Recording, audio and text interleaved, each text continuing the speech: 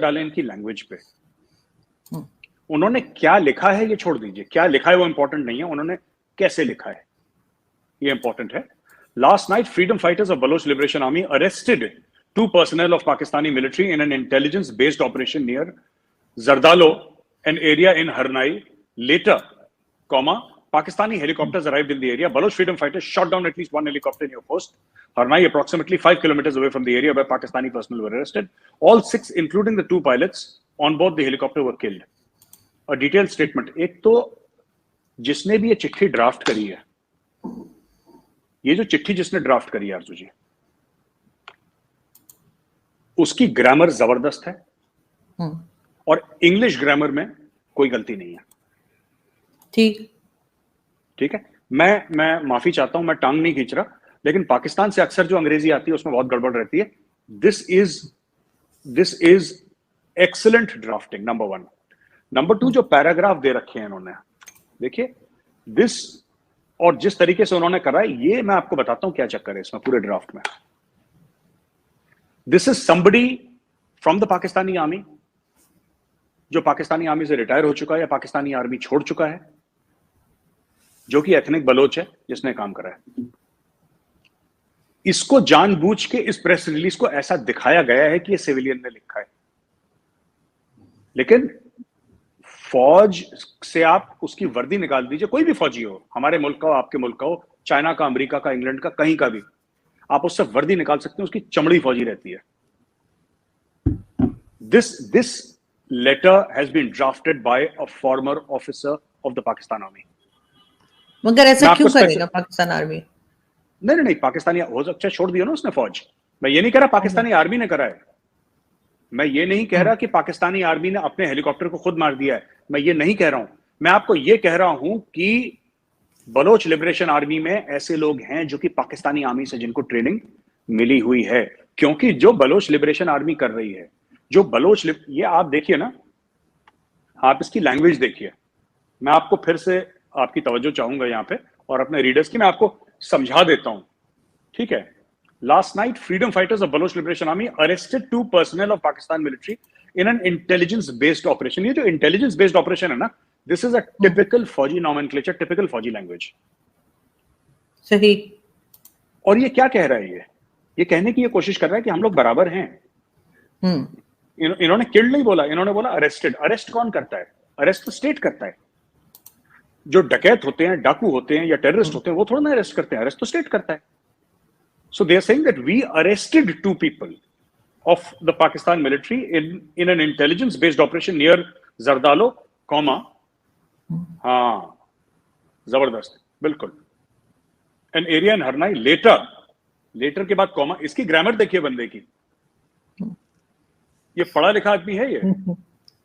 Pakistani helicopters arrived at the area. Baloch freedom fighters shot down at least 1 helicopter near post Harnai, approximately 5 kilometers away from the area where Pakistani personnel were arrested. All 6, including the 2 pilots, on board the helicopter were killed.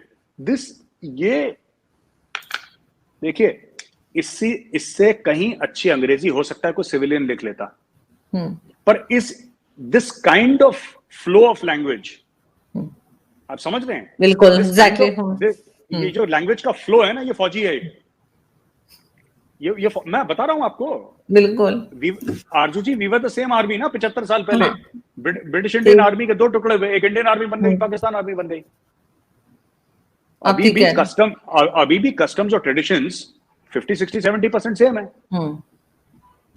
ठीक है ना? दे the same. हमें पता है ना कि क्या लिख रहा है, कौन लिख रहा है। We write like this, so I know who's written this. सही, बिल्कुल, क्योंकि ये जो है वो एक ये न्यूज चल रही थी और ये भी कहा जा रहा है कि ये प्रोपेगेंडा न्यूज है। कुछ लोगों ने ये भी कहा कि ये लेटर जो है ये नहीं है रियल और ये एक प्रोपेगेंडा भी चलाया जा रहा है, और ऑफ कोर्स इशारा भारत की तरफ ही होगा, ये भारत की तरफ से चलाया जा रहा है। हो सकता है लेटर भारत की ओर से चलाया गया हो या नहीं चलाया गया हो, मुझे तो नहीं पता, आई डोंट नो। तो मैं इस पे ये नहीं कहना चाह रहा कि नहीं भारत नहीं चलाया, लेकिन fact of the matter is ISPR ने माना है कि हेलीकॉप्टर शूट डाउन हो गया और 6 लोग आके मारे गए।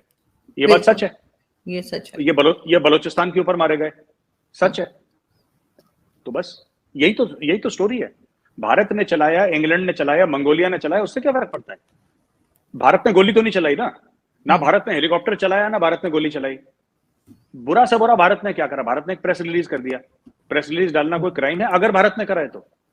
किसी पाकिस्तानी फौजी अफसर ने यह नहीं बोला कि भारत ने गोली मार दी, हेलीकॉप्टर मारा गिर गया। नहीं, जो हेलीकॉप्टर चला रहा था वो भी पाकिस्तानी था, जिसने गोली चलाई वो भी पाकिस्तानी था, और जिनकी डेथ हुई अनफॉर्चुनेटली वो भी पाकिस्तानी थे। इसमें भारत का क्या लेना देना है?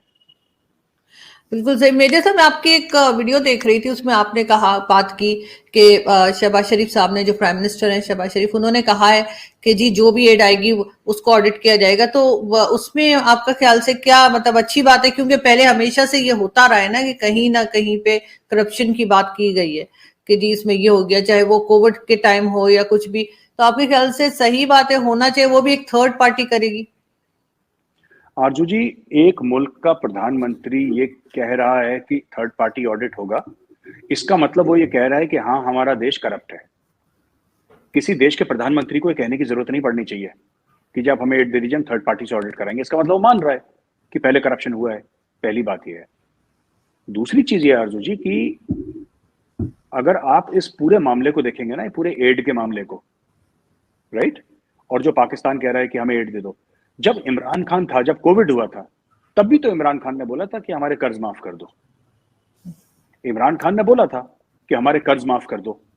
क्यों? अभी तो समझ में आता है, अभी मुझे समझ में आता है जब पाकिस्तान कहता है कर्ज माफ कर दो, क्योंकि सिर्फ पाकिस्तान के ऊपर ऐसी आफत आई है जिसमें 1/3 पॉपुलेशन पानी के नीचे है। जब कोविड आया था तो पूरी दुनिया को था, 100 से ऊपर मुल्कों में कोविड था, 100-150 मुल्कों में कोविड था।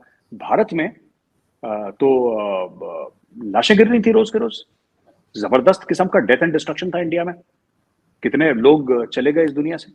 पाकिस्तान में तो नहीं हुआ कोविड इतना। और पाकिस्तान बड़े बड़े फक्र से ये कहता है कि साहब, इमरान खान साहब का रिकॉर्ड है कि जनाब जिस तरीके से हमने कोविड को वो भारत भी नहीं कर पाया जितने होशियारी से मैंने कोविड को मैनेज किया। बोला था ना इमरान खान ने, आपको पता ही होगा जी। ये कहने के बाद कि हमने भारत से अच्छा कोविड मैनेज करा, हमने पूरी दुनिया से अच्छा कोविड मैनेज। एक तो बड़बोले, पता नहीं आप लोगों के लीडर कितने, बहुत बोलते हैं लोग और फालतू का बोलते हैं।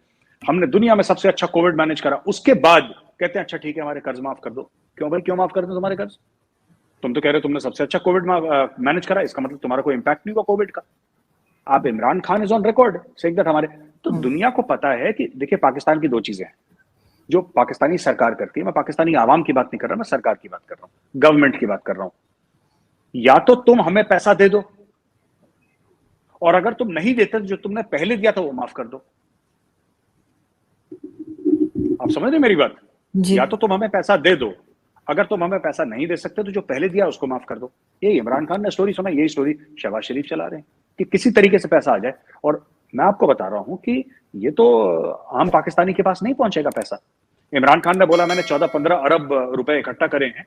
जो इमरान खान की स्पीच थी कि मैंने इतने पैसे, वो कितने दे दिए इमरान खान ने? कुछ तो हिसाब करे। उसने तो बोल दिया मैंने इकट्ठा कर लिए तो कहीं किसी बैंक में होंगे, कहीं पे होंगे।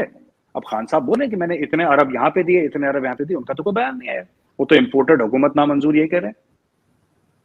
तो इसमें who is in charge of collecting, who is in charge of distributing? Imran Khan हुकूमत। आप बताइए शहबाज शरीफ की हुकूमत पाकिस्तान में कहाँ है? आप बताइए आरजू जी, आप जहां पे बैठी हैं वहां पे हुकूमत है उसकी, उसके अलावा कहीं है? इस्लामाबाद में। बिल्कुल जी। वही 30-50 किलोमीटर के दायरे में है उसकी हुकूमत।